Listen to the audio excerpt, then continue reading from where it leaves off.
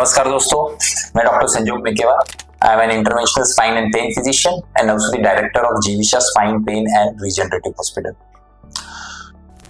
तो दोस्तों, अक्सर हमारे नी पेन के पेशेंट्स हमें पूछते हैं कि किस तरीके से हम बैठें, या कि स्टेयर्स क्लाइंब करने हैं नहीं करने हैं, या चलना है नहीं चलना है, या कितना चलना है, या सोते वक्त किस तरीके से सोना है।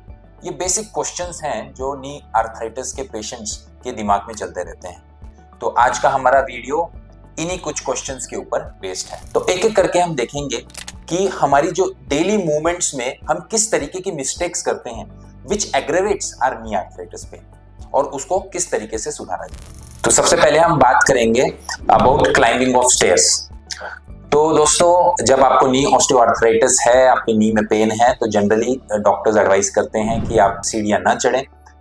पर अगर वो पॉसिबल नहीं है, आपका घर सेकंड थर्ड फ्लोर पे, there is no lift and you have to climb stairs, then what are the things that you can do so that आपकी नी के ऊपर ज्यादा स्ट्रेस ना आए और आपका नी पेन ना बढ़े।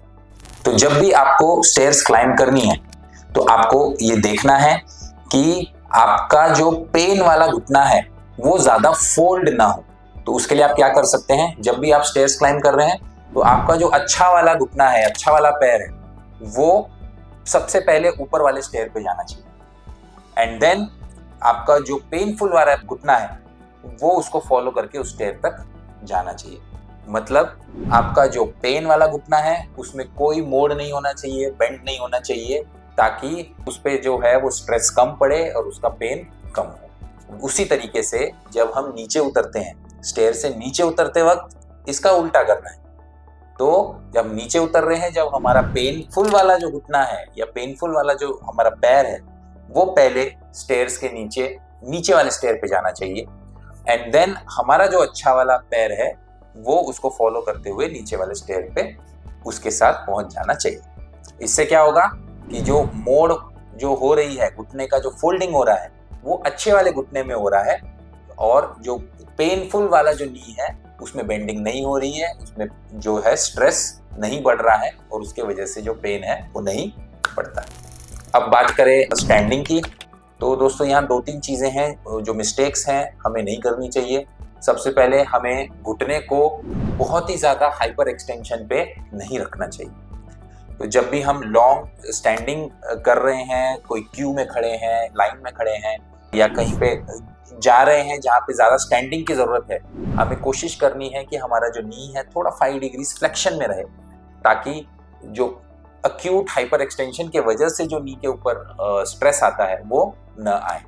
सेकेंडली, बहुत बार हम ये मिस्टेक करते हैं कि कोई लाइन में खड़े हैं तो एक पैर के ऊपर हम ज्यादा वजन देके खड़े हो जाते हैं, और जिसके वजह से उस घुटने के ऊपर जो है वो स्ट्रेस बहुत ज्यादा बढ़ जाता है। It leads to the degradation of the cartilage and other components inside the knee joint. तो ये चीज हमें अवॉइड करनी है। अभी बात करेंगे हम सिटिंग की। तो सिटिंग में सबसे कॉमन बात जो डॉक्टर पेशेंट को बोलता है कि आपको पैर फोल्ड करके नहीं बैठना है, नीचे नहीं बैठना है। बहुत ही कॉमन चीज है जो पेशेंट को बताई जाती है। तो डेफिनेटली क्रॉस लेगेड बैठने से हमारी नी जो है वो हाइपर एक्यूट फ्लेक्शन में जाती है, जिसके वजह से जो नी है उसके ऊपर बहुत ज्यादा स्ट्रेस पड़ता है, नी के लिगामेंट्स, कार्टिलेज के ऊपर बहुत ज्यादा स्ट्रेस पड़ता है, जिसके वजह से डिग्रेडेशन का जो प्रोसेस है फास्ट हो जाता है। तो डेफिनेटली हर पेशेंट को एडवाइस किया जाता है कि वो नीचे ना बैठे, क्रॉस लेग करके ना बैठे। कुछ और चीजें जो एडवाइस की जाती है वो है कि जब भी आप बैठ रहे हो लंबे समय के लिए, तो आपका जो नॉर्मल पोजीशन और जो आइडियल पोजीशन है वो इस तरीके से होना चाहिए कि आपके जो पैर हैं, फुट है, वो जमीन पे सीधे टिके होने चाहिए। वो घुटने के पीछे जाते हुए चेयर की तरफ मुड़े हुए नहीं होनी चाहिए।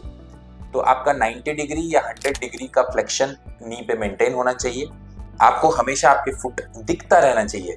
So this is what is the ideal position in which you should seat, which will reduce the stress on your knees. And lastly, we'll talk about how to sleep when you have osteoarthritis. So knee osteoarthritis में आपने अक्सर देखा होगा कि जो patients होते हैं उनको घुटने के अंदर वाले हिस्से में ज्यादा दर्द होता है compare to the other areas.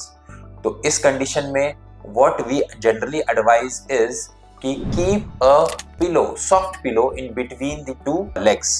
उसके वजह से जो प्रेशर आपके अंदर वाले घुटने की तरफ जो आता है because of keeping your legs together, वो रिड्यूस हो जाता है and patient gets good sound sleep in the night and undue pressure on the knee is reduced.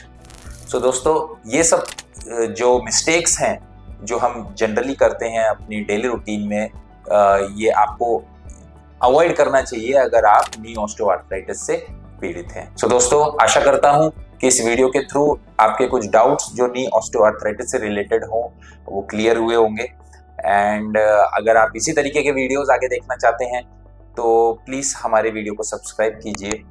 किस टॉपिक पे आप एक इंफॉर्मेशन चाहते हैं या वीडियो चाहते हैं कि हम बनाएं, अगर वैसा कुछ है तो आप हमें कमेंट सेक्शन में टाइप करके बता सकते हैं। धन्यवाद।